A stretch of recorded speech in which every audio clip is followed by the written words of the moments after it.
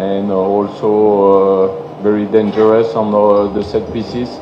Kubu Tunisia hancur lebur. Pelatih Tunisia Hervé Renard akhirnya membuktikan bahwa Belanda hanya Indonesia dengan seragam berbeda. Pengakuan mengerikan dari pelatih yang pernah rasakan amukan Indonesia. Pelatih kelas dunia ini akhirnya sadar skuad Garuda seharusnya jadi penguasa Piala Dunia. Benarkah demikian? Yuk saksikan bukti nyata bahwa pelatih kelas dunia pun akui kehebatan pemain keturunan kita. Sobat Garuda, laga grup F antara Belanda melawan Tunisia beberapa waktu lalu bukan sekedar kemenangan 3-1 untuk orangnya. Ini adalah sebuah manifesto kebenaran. Di pinggir lapangan berdiri Hervé Renard, pelatih kawakan yang pernah merasakan pahitnya dibantai timnas Indonesia saat dia masih menukangi Arab Saudi dulu. Renard yang sudah malang melintang di dunia sepak bola di pertandingan itu terlihat gelisah. Dia menyaksikan Belanda bermain dengan fisik raksasa, pressing intens dan taktik modern yang sangat presisi. Tapi tunggu dulu sobat, di tengah laga Renard tampak termenung seolah-olah dia sedang melihat bayang-bayang timnas Indonesia di seragam oranye. Bukan rahasia lagi, skuad timnas Indonesia kita saat ini memang dihuni oleh banyak pemain diaspora yang bermain di liga-liga Eropa. Itulah sebabnya mungkin Renard kaget setengah mati. Dia mengakui dalam hati bahwa Belanda dan Indonesia itu nggak ada bedanya, baik secara fisik yang tinggi kekar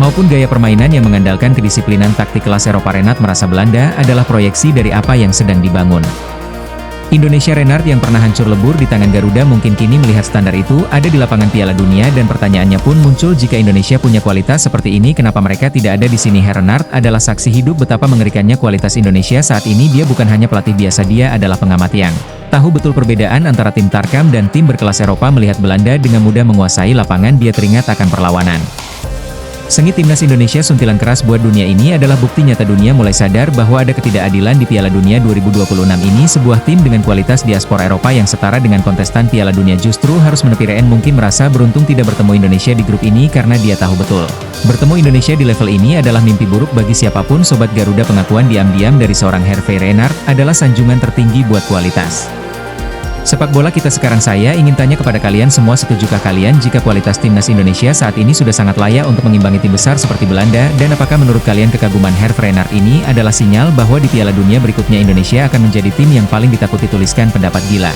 kalian di kolom komentar sekarang, juga ketik Indonesia selevel Eropa kalau kalian setuju bahwa Garuda sudah naik kelas. Mari kita buat kolom komentar ini meledak dengan keyakinan. Kita tuliskan pendapat kalian sekarang juga, biarkan mereka yang bertanding, tapi dunia sudah mulai mencatat nama kita tidak akan lama-lama lagi menjadi penonton karena Garuda segera terbang ke panggung dunia. Jangan lupa klik like, subscribe, dan share video ini ke seluruh dunia biar semua orang tahu bahwa ada raksasa tidur dari Asia Tenggara yang siap mengguncangkan sejarah. Sampai jumpa di laga berikutnya. Garuda di dadaku, kualitas Eropa di kakiku. Salam Merah Putih Merdeka. Sebelum lanjut ke beritanya, dukung channel ini dengan cara subscribe sekarang juga agar kamu selalu update dengan berita timnas Indonesia yang berkualitas dari kami. Terima kasih. Bek timnas Indonesia Maze Hilgers dilaporkan mangkir dari latihan pertama FC20. Maze Hilgers mengalami musim kurang baik pada 2025 hingga 2026.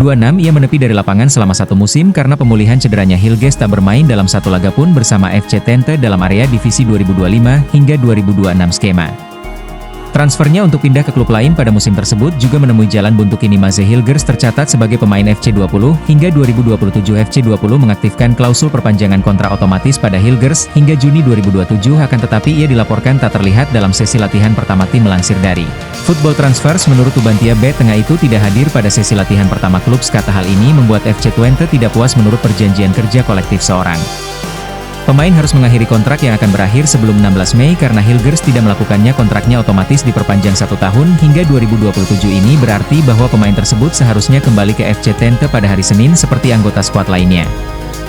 Tapi Hilgers yang berada di tahap akhir rehabilitasi setelah cedera ligamen cruciatum absen. Tanpa memberikan alasan sementara itu, Hilgers dikait-kaitkan dengan Feyenoord. Hal itu karena ia muncul dengan kaos Feyenoord. Rekaman Instagram dari fisioterapis L menunjukkan dia bermain foot volley dengan Fitz Gim van de Beek dan Abu Halal. Detail yang mencolok Hilgers mengenakan kaos Feyenoord, tulis Football Transfer di Instagram Transfers. Akan tetapi persoalan kaos Feyenoord mungkin tidak ada kaitannya dengan transfer Hilgers. Masih tercatat pemain sebagai pemain FC21 musim lagi. Pemain 25 tahun itu bergabung di FC20 sejak Oktober 2020. Hilgers merupakan pemain produk Akademi FC20. Beberapa waktu lalu Maze Hilgers berada di Indonesia dalam FIFA Matchday Juni 2026. Ia tak masuk skuad timnas Indonesia, namun ia diizinkan pelatih John Hurtman untuk mengikuti latihan bersama skuad Garuda. Isu naturalisasi pemain keturunan untuk timnas Indonesia kembali menjadi perbincangan hangat kali ini.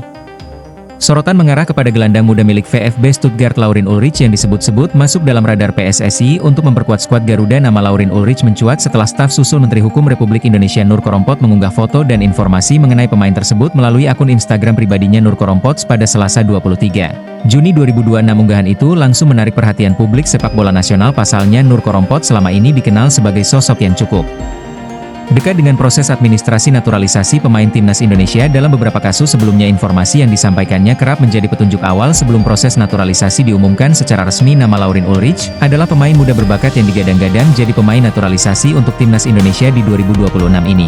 Tulis Nur Korompot. Laurin Ulrich bukanlah nama sembarangan. Gelandang kelahiran Heidenheim, Jerman pada 31 Januari 2005 itu merupakan salah satu talenta yang berkembang dalam sistem pembinaan sepak bola Der Panzer. Tak banyak yang mengetahui Ulrich pernah menjadi salah satu pemain andalan tim muda VfB Stuttgart. Ia juga sempat dipercaya mengenakan ban kapten di beberapa kelompok usia. Hal tersebut menunjukkan ia tidak hanya memiliki kualitas teknis tetapi juga kepemimpinan yang menjadi nilai penting dalam perkembangan seorang pemain muda. Pada musim 2025 hingga 2026 Ulrich dipinjamkan VfB Stuttgart ke VfB Magdeburg yang berkompetisi di VfB 2 Bundesliga atau kasta kedua Liga Jerman. Langkah itu diambil untuk memberinya menit bermain lebih banyak di level profesional. Hasilnya cukup menjanjikan. Sepanjang musim Ulrich tampil dalam 33 pertandingan 2 Bundesliga dan 3 laga di FB Vokal. Dari total penampilannya tersebut, ia berhasil mencatatkan 3 gol dan 3 assist bagi pemain 21 tahun. Jumlah menit bermain tersebut menunjukkan bahwa ia bukan sekedar pelengkap skuad. Ulrich mampu menjadi bagian penting dalam rotasi tim di salah satu kompetisi yang dikenal memiliki intensitas tinggi di Eropa. Faktor yang membuat nama Laurin Ulrich semakin menarik bagi publik Indonesia adalah latar belakang keluarganya. Menurut Nur Korompot, pemain yang berposesi sebagai gelandang itu memiliki garis keturunan Indonesia dari sang kakek yang berasal dari Surabaya, Jawa Timur. Fakta tersebut membuat Ulrich memenuhi salah satu syarat untuk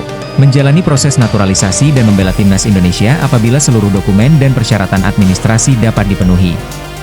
Menariknya, jika proses ini benar-benar berjalan, Ulrich berpotensi menjadi salah satu pemain dengan latar belakang pembinaan Jerman paling murni yang pernah bergabung dengan timnas Indonesia. Sepak bola Jerman dikenal memiliki sistem pengembangan pemain yang sangat terstruktur sejak usia dini. Para pemain muda tidak hanya ditempa secara teknis dan fisik tetapi juga dibentuk dari sisi pemahaman taktik, disiplin, dan pengambilan keputusan di lapangan. Karakteristik tersebut menjadi salah satu alasan mengapa pemain-pemain yang tumbuh dalam sistem Jerman sering dianggap memiliki kualitas yang lengkap. Dari segi permainan, pemain berusia 21 tahun itu dikenal sebagai gelandang modern yang memiliki mobilitas tinggi. Selain beroperasi sebagai gelandang tengah, ia juga mampu bermain sebagai gelandang serang atau gelandang box-to-box. Kemampuan tersebut membuatnya fleksibel untuk ditempatkan dalam berbagai skema permainan. Kelebihan lain yang belum banyak diketahui adalah kemampuannya membaca ruang dan membantu transisi permainan. Dalam beberapa kesempatan bersama tim muda Stuttgart maupun S1 MCHE Pronunciation de Burg, Ulrich kerap menjadi penghubung antara lini belakang dan lini depan. Karakter seperti ini menjadi aset berharga bagi tim modern yang mengandalkan permainan cepat dan agresif. Jika nantinya bergabung dengan timnas Indonesia, Ulrich berpotensi menambah kedalaman skuad di sektor tengah yang saat ini dihuni sejumlah pemain diaspora dan lokal berkualitas. Di tengah ramainya rumor mengenai naturalisasi dua pemain keturunan dari Jerman dan Belanda, Ketua Umum PSSI yang juga Menteri Pemuda dan Olahraga RI Erick Thohir memilih bersikap hati-hati. Erick mengaku belum menerima informasi resmi terkait proses tersebut dan tidak ingin memberikan pernyataan sebelum seluruh dokumen yang diperlukan benar-benar tersedia. Saya belum dapat black and white-nya kembali. Saya tidak mau membuat statement sebelum saya mendapatkan black and white, kata Erick Thohir. Pelatih timnas Thailand Anthony Hudson memberikan timnya tidak bisa turun dengan skuad terbaik di Piala AFF 2026.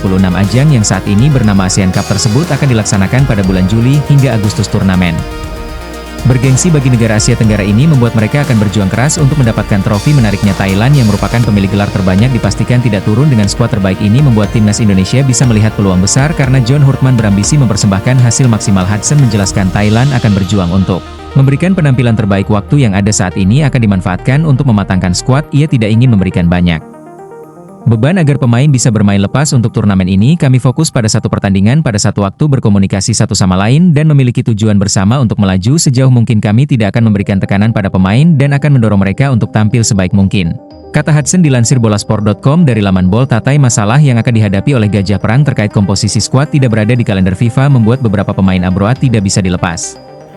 Ini tentu akan cukup memukul timnya meski skuad Thailand tetap jadi salah satu yang berbahaya di Asia Tenggara. Sebuah manuver berani juga sempat dilakukan oleh Shin Taeyong yang memasang pemain muda di Piala AFF saat masih bertugas di timnas Indonesia. Tentu saja banyak negara memilih tim terbaiknya dan berlatih di luar negeri. Kami fokus pada diri kami sendiri dan mempersiapkan diri sebaik mungkin. Mengenai periode sebelumnya, saya harus mengakui bahwa kami mungkin tampil tidak sebaik yang Diharapkan hal ini disebabkan oleh beberapa faktor termasuk tidak banyak pemain kunci yang dipanggil.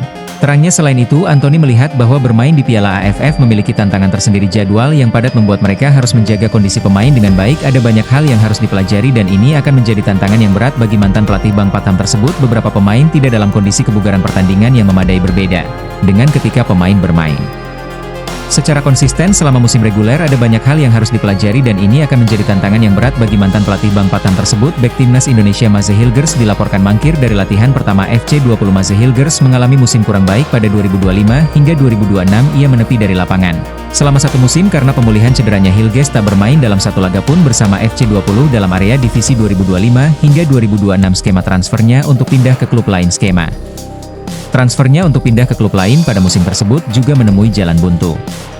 Situasi ini tentu menjadi tantangan tersendiri bagi Maze Hilgers yang harus berkejaran dengan waktu untuk mengembalikan performa terbaiknya setelah absen cukup lama dari lapangan hijau.